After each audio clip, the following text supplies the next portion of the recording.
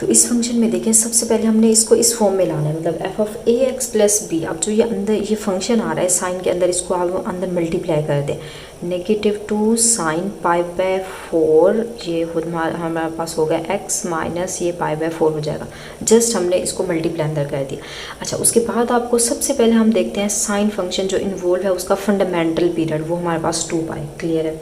अच्छा, उसके बाद आहिस्ता आहिस्ता एक्सटेंड करें इसको, साइन पाई बाय 4x। इसका अगर हम पीरियड फाइंड करें तो आपको पता है, हमने पढ़ा हुआ है रूल कि x के साथ जो भी मल्टीपल होता है उसको हम क्या करते हैं, फंडामेंटल पीरियड से डिवाइड करते हैं।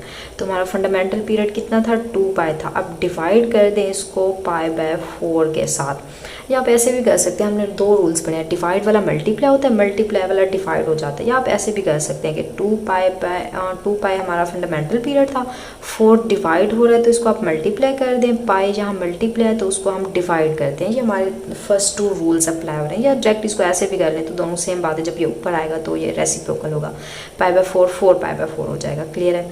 अच्छा, तो पाई से कट हो गया, 4 2 ज़ा 8 हो गया, मतलब इस फंक्शन का पीरियड हमारा अब कितना हो गया, 8 हो गया।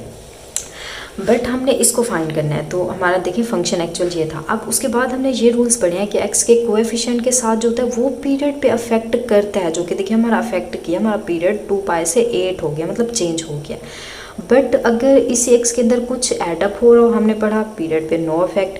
सेम साइन के फंक्शन के साथ कुछ यहाँ पे जैसे -2 मल्टीप्लाई हो रहा है, कोई भी रियल नंबर मल्टीप्लाई हो तब भी पीरियड पे कोई इफेक्ट। ये इनफैक्ट ग्राफ की शिफ्टिंग के बारे में हमें ये चीज़ें बताती हैं। या उसकी यहाँ पे कंप्रेस हो रहा है ग्राफ, लेफ्ट शिफ्ट है, राइट शिफ्ट अप हो रहा है, डाउन हो रहा है, तो ये चीज़ें इसलिए अफेक्ट नहीं करती। हमने बहुत डिटेल में की हुई हैं चीज़ें।